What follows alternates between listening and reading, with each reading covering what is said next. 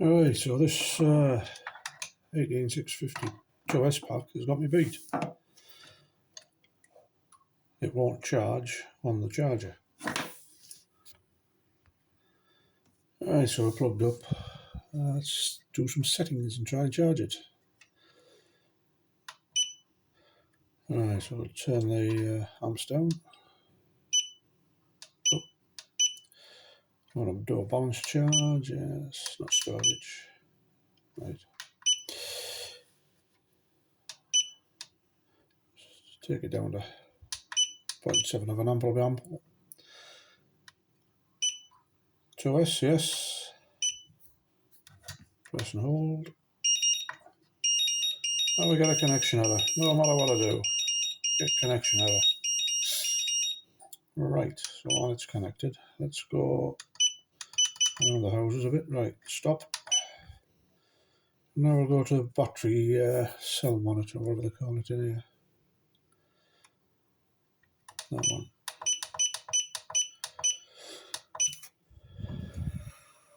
Hopefully you can see this. Cell meter. Zoom in.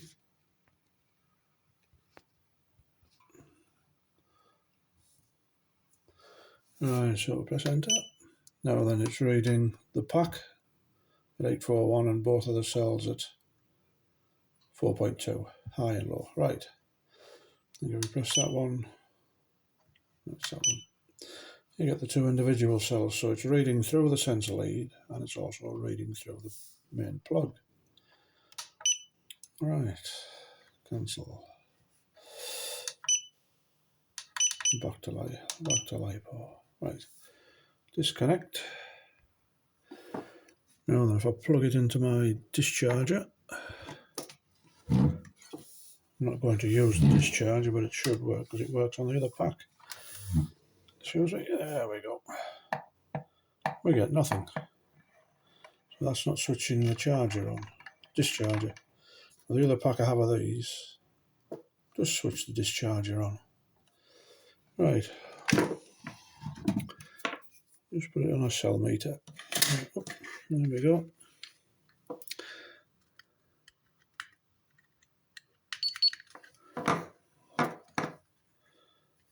There we go. Saying it's at 8 point, so that's alright.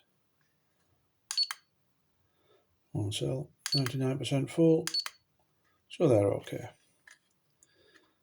Right. Right, so we now test the main plug on a digital voltmeter. We get a reading, red to red.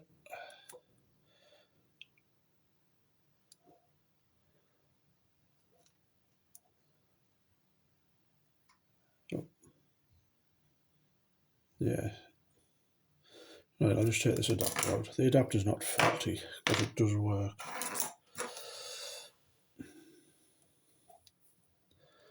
I'll just use the main plug.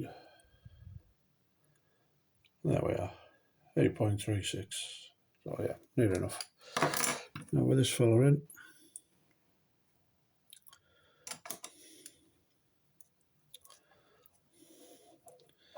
careful not to short these out, it'll go poof. Do that, still going to get, yep, back in there. I know I haven't closed it right up, but there you go, voltage. Right, so I've proved the lead works on this meter. This meter in here shows the cells. Plug it back up. I haven't closed that right up this time. Just going to try something.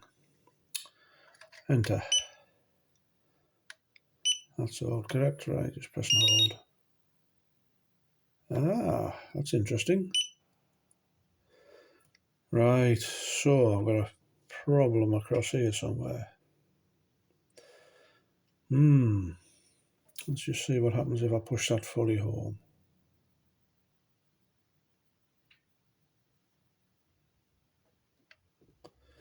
Well, it's made a liar out of me this morning.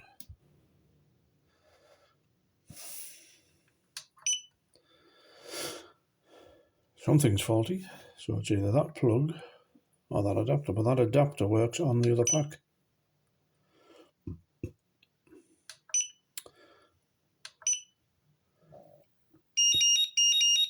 Right.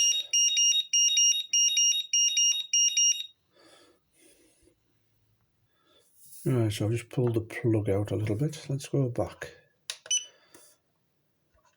Stop.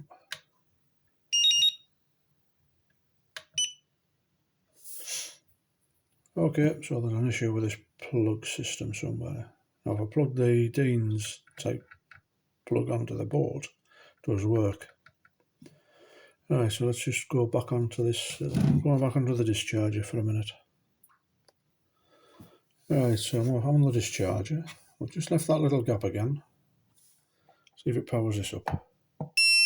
Hey, presto. Right, so I've got an issue between that and that. 2 amps, I'll turn that down. Half an amp will do, because I'm just testing.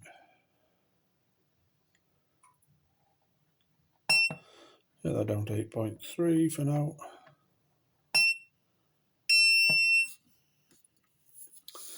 Right, and it's discharging.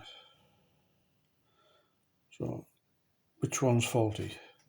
This one or the adapter? But the adapter does work straight away with the other battery, which I'll go and get. And to prove I've got two, there they are. Green one's the one I was thinking was faulty. There's the spare one. Right. Now, I know if I push that fully home on this, it usually powers up. Right, plug it in. Notice there's no gap there. Powers up okay. Okay, leave it at half an amp. So that 8.3.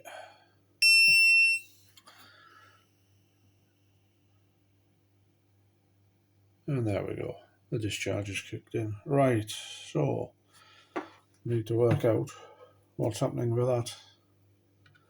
And this Dean's, I guess. Yeah. So that's done. I only took it down to 8.3. That's alright. As you can see, the voltages bounce back up to 838, but they do that once the load's off, so not a problem.